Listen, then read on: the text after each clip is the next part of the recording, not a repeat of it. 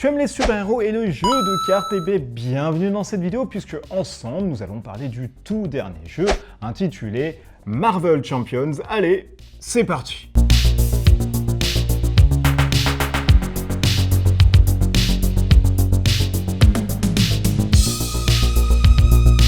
Alors en préambule de cette vidéo, je voulais énormément remercier les tipeurs qui m'ont contribué à acheter la boîte de Marvel Champions, bien que Asmodée ne me l'a tout bonnement pas envoyé, donc merci infiniment à tous mes tipeurs. Alors Marvel Champions, qu'est-ce que c'est? Eh bien c'est un jeu édité chez FFG de 1 à 4 joueurs, full coopératif, soit tout le monde gagne ou tout le monde perd, ça vaut entre 50 et 60 € et c'est sorti là au mois de novembre. Alors en préambule, Marvel Champions vous met dans la peau de super-héros incarnés Tony Stark, Iron Man, Spider-Man, Peter Parker ou bien encore She-Hulk, ainsi que Captain Marvel ou bien encore Black Panther. C'est au travers d'un deck personnalisé et propre à votre personnage que vous allez devoir détruire la manigance des super vilains.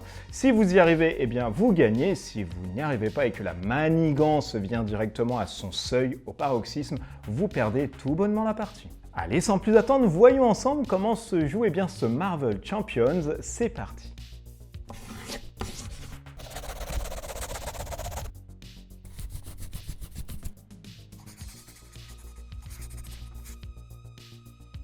Alors en préambule, qu'est-ce qu'on doit faire dans Marvel Champions? Eh bien, nous allons récupérer un de nos 5 super-héros qui constituent dans la boîte de base, incarnés Iron Man, Spider-Man, She-Hulk ou bien encore d'autres personnages qui vont venir avec un deck attitré, à savoir dans chaque deck, vous allez trouver des cartes qui sont directement attitrées à votre super-héros et ensuite vous avez l'opportunité de deck builder en prenant l'une des 4 couleurs, à savoir le bleu, le vert, le jaune ainsi que le rouge, en récupérant aussi des cartes neutres. Tout ceci va constituer un deck qui doit faire au minimum 40 cartes et au maximum 50 cartes. Une fois que vous avez fait ceci, vous allez récupérer l'un des super gros antagonistes dans la boîte, passé par Ultron, Kylo ou bien encore le Rhino. C'est d'autant de choses qui vont vous donner des trucs à rude épreuve, à savoir qu'un personnage peut se jouer en mode expert où vous allez avoir un niveau 3 sur sa carte qui va avoir plus de points de vie et qui va vous donner du fil à retordre. Une fois que vous avez fait tout ce petit setup, vous êtes enfin prêt à jouer. Vous commencez avec votre carte de personnage qui, elle, a la particularité de commencer avec un set de Nemesis qu'on mettra à côté et qui pourra revenir par la suite, à savoir pour Spider-Man, c'est le vautour qui viendra dès lors qu'une carte intrigue sortira de vous demander de sortir votre Nemesis. Il sera aussi accompagné d'une faiblesse qui est une carte attitrée à chaque héros qui va constituer aussi le deck d'intrigue. La particularité de ce Marvel Champion est de donner justement l'opportunité de jouer le rôle du héros, du super-héros, comme Iron Man, ou bien encore de jouer sa face humaine, à savoir Tony Stark pour ce dernier.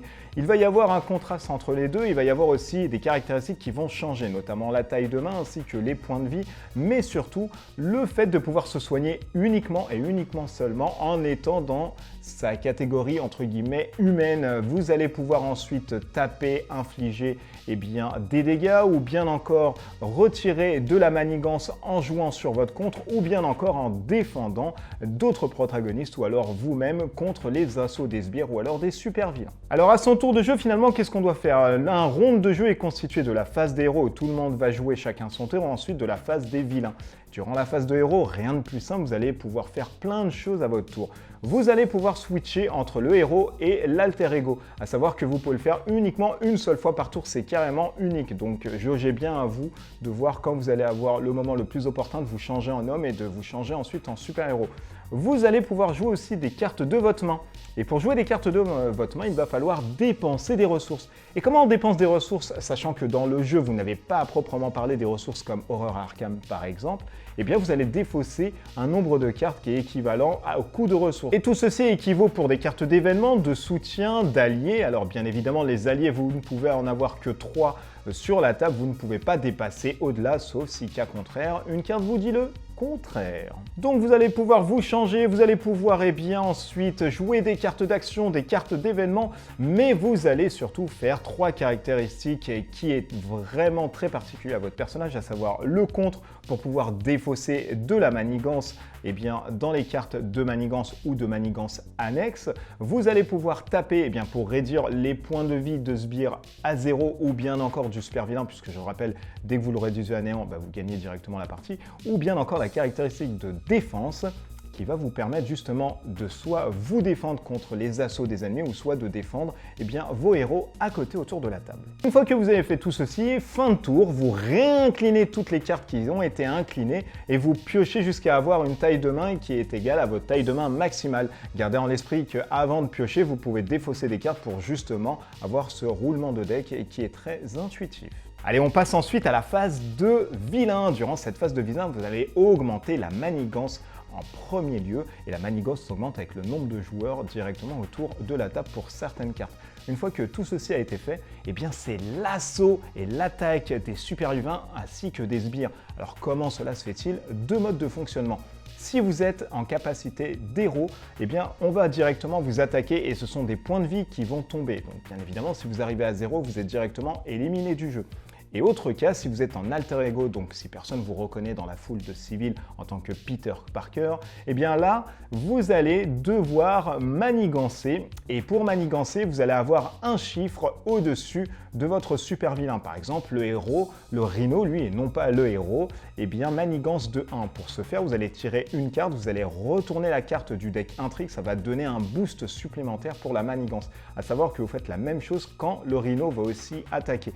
Vous ne le faites pas quand il s'agit des sbires, vous ne tirez pas une carte pour avoir un bonus supplémentaire, il n'est uniquement fait qu'au super vilain. Et une fois que vous avez fait cette phase, soit d'augmenter la manigance ou soit d'attaquer les héros, vous allez ensuite passer à la phase d'intrigue où chaque joueur va récupérer une carte secrètement et ensuite autour du jeu vous allez résolver la carte directement. Et vous faites tout ceci jusqu'à ce que vous gagniez directement la partie ou que le super vilain ait directement détruit l'ensemble de la ville et qu'il ait augmenté sa manigance à son seuil de paroxysme. Voilà, vous avez vu grosso modo comment se jouait un tout petit peu ce Marvel Champions. Nous allons passer maintenant au débrief. Allez, c'est parti.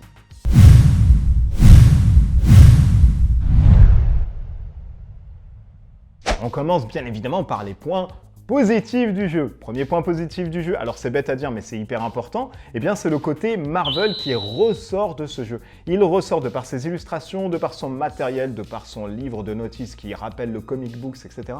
Donc forcément, quand on ouvre la boîte de Marvel, on sait qu'on est dans un jeu Marvel et on sait qu'on va jouer des super-héros. Et ça, franchement, c'est très classe. Un autre point positif du jeu, c'est le côté matériel. Effectivement, le compteur de points nous rappelle encore une fois l'aspect comics. Les petits jetons tokens nous rappellent encore une fois des iconographies du comics. Toutes les illustrations, les cartes nous rappellent encore une fois du comics. Donc c'est vraiment un matériel de très bonne qualité. Sachant qu'à l'intérieur, vous allez aussi avoir 2 livrets de règles. C'est un peu à l'accoutumée chez FFG, un qui vous apprend à jouer directement et l'autre pour le glossaire. Mais tous les deux rappellent un peu le comics books. Donc encore une fois, franchement, c'est un très beau matériel. Un autre point positif du jeu, ici, c'est l'apparition d'un thermoformage. Effectivement, quand on se dit thermoformage, on ne pense pas forcément à FFG, puisque lui, ce sont vraiment les gens qui vous donnent carrément des boîtes cartonnées pour vraiment combler. Maintenant, là, on a un thermoformage, donc c'est vachement cool. Le thermoformage est ce qu'il y a, vous allez pouvoir ranger vos cartes, etc. Ça va accueillir des extensions. Et franchement, la boîte est très grande et assez hermétique pour justement espérer tout mettre l'ensemble de la gamme à l'intérieur de cette boîte de base. Autre point positif du jeu, c'est son aspect fun, rapide, ainsi que très stratégique. Effectivement, on sera en mesure de se demander si un jeu très simple est doté d'une réelle stratégie. Forcément, oui et si, pour la simple et bonne raison que vos tours, vous n'allez pas les jouer directement comme ça en posant, tiens, je pose mes bots, je fais ça, etc.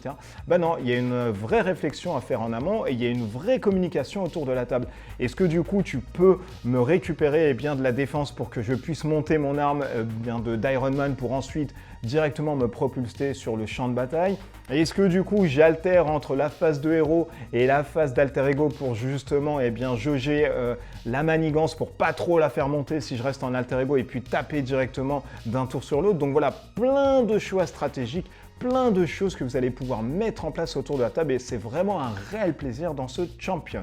Et un autre point positif ici, et le dernier, eh bien, c'est l'aspect deck building. Encore une fois, ici, quand on pense deck building dans un jeu de cartes en amont, en soi préparé, eh bien, son paquet de cartes, puisque pas un jeu comme Legendary, etc., c'est vraiment pas du pur deck building, eh bien là, on sera en mesure de se demander, tiens, ça va être un peu compliqué. Bah là, pas du tout. Vous prenez directement l'ensemble, en fait, de vos cartes qui sont attitrées au héros, vous choisissez une affinité, vous prenez l'affinité, vous la mettez directement, eh bien, dans votre deck, à savoir rouge, bleu, vert, ainsi que jaune, et vous rajoutez des cartes neutres pour arriver à 40 ou alors à 50 maximum, et vous avez fini. Bien évidemment, il va falloir, avec un pool de cartes un peu plus grand, il y aura certaines combos à mettre en place, mais là, avec ce que j'avais dans la boîte de base, franchement, il y a de quoi faire pas mal de petits decks, et c'est vraiment assez sympa. Allez, maintenant, on passe au point négatif. Il n'est pas exemple, forcément, ce Marvel Champions de points négatifs, bien qu'il soit vraiment excellent, à mon sens. Premier point négatif ici, je vous ai parlé un peu du thermoformage, c'est la fête et c'est hyper bien de l'avoir mis. Mais FFG, c'est encore mieux si vous nous mettez des séparateurs pour justement classer nos cartes. C'est pas encore à nous de faire l'aspect custom et de préparer encore en amont des cartes. Donc c'est vraiment dommage, c'est finalement un thermoformage qui est à moitié quand même raté. Un autre point négatif ici du jeu, eh bien pour moi en tout cas, c'est le starter qui accompagne cette boîte de base. Je m'attendais plus à avoir des personnages emblématiques comme Hulk ou bien encore Captain America ou Thor. Force est de constater qu'ils vont arriver bien évidemment puisqu'ils ont été annoncés dans des extensions. Mais voilà, je me doute que moi, She-Hulk ou Captain Marvel, ça ne me parle pas tellement. Il aurait peut-être fallu mettre d'autres personnages un peu plus emblématiques. Peut-être qu'ils sont directement axés dessus pour la sortie des films, bien que She-Hulk, on ne la voit pas tellement dans les films, mais bon, c'est le petit bémol que j'ai sur ce jeu en tout cas. Un autre point négatif aussi du jeu, c'est un jeu de cartes qui coûte quand même très cher. On est sur une 60aine d'euros. Alors FFG le vend comme étant, vous allez avoir 2 corsets à l'intérieur, donc vous allez avoir tout le pool de cartes, pas la peine de mettre des cartes supplémentaires dedans et d'avoir 2 corsets. FFG, vous nous mentez quand même un tout petit peu. Il y a certaines cartes qui ne sont pas vraiment en 3 exemplaires et qu'on aimerait quand même avoir en 3 exemplaires. Alors bien évidemment le deck principal qui est composé de vos super-héros, ça il ne change pas parce qu'il est numéroté généralement de 1 à 15 et du coup vous avez l'ensemble. Pour la plupart des cartes à l'intérieur, vous les avez en x3, c'est vrai, ça serait mentir de vous dire non, mais il y a certaines cartes qui nous permettrait de rendre un peu plus punchy notre jeu. Et voilà, du coup, effectivement, ne dépensez pas 60 € pour avoir une autre boîte de base, ça ne sert à rien parce qu'elle est quand même très complète. Mais on vous dit, par exemple, que pour pouvoir jouer un deck agressif avec un autre personnage dans des starter decks qui est aussi agressif, vous changez un peu puisque vous ne pouvez pas créer 2 mecs affinitaires à du jaune, à du rouge. Donc c'est là où ça pêche un peu quand même sur le starter deck, on est obligé de ne pas prendre la même couleur. C'est un peu compliqué si on veut faire 2 decks jaunes, par exemple. Et dernier point négatif ici du jeu, qui pour moi n'en est pas un, mais il est important de le souligner, c'est que vous pouvez avoir des parties très courtes du fait de l'aléatoire des cartes et des combos frénétiques qui peuvent sortir. Ok, le Rhino a plus 5 en capacité d'absorption, donc dès lors que vous allez faire 5, il va absorber et ensuite vous n'allez pas pouvoir le taper. À côté de ça, il attaque 2 fois, il est tenace. Voilà, il y a plein de choses qui vont se mettre en place et vous dites... Mais je l'attaque quand finalement parce que c'est compliqué, il me reste 3 points de vie. C'est vrai que c'est un petit facteur comme ça qui nous permet de juger que le jeu est assez dur. Bien évidemment, vous allez avoir la possibilité de créer des synergies, mais en solo, et moi je le conseille quand même de jouer à 2 joueurs ou alors de jouer 2 decks vraiment séparés à côté si vous êtes tout seul, de manager 2 personnes parce qu'il y a une bonne synergie qui se fait entre 2 joueurs, vous allez pouvoir pallier à de la défense de l'un et l'autre, mais tout seul c'est vraiment un bon challenge à avoir aussi. Alors finalement, est-ce que je recommande ce Marvel Champions ? C'est un gros oui, un énorme oui si comme moi vous êtes vraiment très fan de la licence Marvel et des super-héros.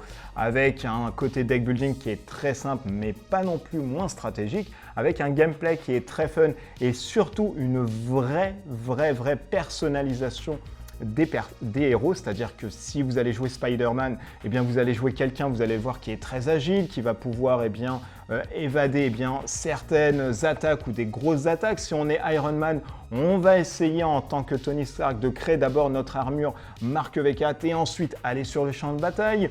Eh bien, si on est encore une fois Captain Marvel, on va avoir plein de choses à côté à faire. Si on est She-Hulk, on est un gros tank, on va taper, puis redevenir se blesser, se soigner, et puis essayer de faire des contre-attaques à côté. Il y a plein de choses que vous pouvez faire à l'intérieur, et il y a surtout une vraie personnalisation, et le fait de jouer un personnage, on sent vraiment que vous jouez ce personnage, et vraiment, c'est un énorme gros point, ce qui me fait avoir un gros coup de cœur pour ce Marvel Champion, bien que je suis hyper fan aussi de la série Marvel, et que je suis hyper fan des super-héros. Si à côté de ça, vous cherchez un jeu de cartes qui soit très accessible, très frénétique avec des parties nerveuses, celui-ci va vraiment vous plaire aussi, parce qu'il y a une bonne synergie qui se fait autour de la table, un réel coop. Et si vous n'êtes pas trop affinitaire des Legendary, c'est en anglais, vous êtes un peu anglophobe, etc. Celui-ci est mieux que Legendary. Moi, Legendary, j'ai beaucoup aimé, mais le problème que j'avais avec Legendary, c'était le fait de ne pas pouvoir jouer en fait Spider-Man, je jouais l'ensemble des héros à côté. Donc je m'étais dit, il manque quelque chose. Et je retrouve ce point-là qui me manquait dans Legendary, et celui-ci, pour moi, détrône Legendary, mais de manière assez significative, parce que vous jouez vraiment le super-héros. Vous ne jouez pas l'ensemble des mecs, etc. Là, vous jouez le super-héros que vous voulez. Vous voulez Spider-Man, vous êtes hyper agile, vous lancez des toiles, vous stunnez les mecs, ils sont sonnés, ensuite ça vous permet de prendre la contre-attaque. Il y a plein de choses à faire à l'intérieur. C'est vraiment un énorme coup de cœur pour moi de ce mois de novembre qui est Marvel Champion. Bien évidemment, si vous n'aimez pas les jeux de cartes et que vous aimez les jeux de super-héros, franchement, vous allez quand même énormément kiffer celui-ci. Essayez-le avant de l'acheter, c'est quand même 60 € pour un jeu de cartes, c'est hyper cher pour ma part, encore une fois, en toute franchise et en toute transparence. Mais essayez-le quand même, ça a le mérite d'apporter un bon fond de gameplay, le côté je me mets en alter ego, je me mets ensuite du côté héros, etc. Donc ça vous permet de vraiment faire plein de combos à côté. C'est vachement génial. Rajoutez à ceci différentes caractéristiques supplémentaires. Le fait de pouvoir changer des agents et de renforcer un deck, le fait de pouvoir changer le deck intrigue, le fait de pouvoir jouer en expert, de rajouter des cartes de niveau 3, là où vous commencez avec les cartes de niveau 1 et 2 pour le Rhino, vous augmentez le carte de niveau 3, le fait d'avoir les propres Nemesis à son personnage, donc voilà. Tout ceci enrichit vraiment la base et moi j'attends énormément les autres personnages, les extensions, à savoir plus précisément les X-Men, que je ne sais pas dans qui seront notés, ou les Avengers un peu plus haut. Voilà, très bonne pioche à avoir ce Marvel Champion. Et bien, cette vidéo est finie sur Marvel Champion, j'espère qu'elle vous a plu. Encore une fois, n'hésitez pas à me suivre sur la chaîne YouTube si vous n'êtes pas abonné, abonnez-vous. N'hésitez pas, encore une fois, et je remercie les tipeurs là-dessus qui m'ont permis d'avoir cette boîte de Marvel Champion. Bien évidemment, si Asmodée m'envoie une boîte, je vous ferai gagner une boîte à mes tipeurs puisque vous avez contribué à m'acheter du coup cette boîte. Donc ça, c'est juste le retour de médaille qui est totalement normal et homogène entre nous. N'hésitez pas à aller sur Tipeee si vous voulez subvenir aussi aux besoins de la chaîne et surtout à l'émission La Voix des Jeux. Et puis, n'hésitez pas à me suivre sur les réseaux sociaux, à savoir YouTube, Facebook, Twitter ainsi qu'Instagram. YouTube, vous l'enlevez, c'est pas un réseau social. D'ici là, je vous souhaite de très bonnes parties. Procurez-vous Marvel Champion si vous aimez vraiment les super-héros. À bientôt, des bisous partout. Ciao, ciao!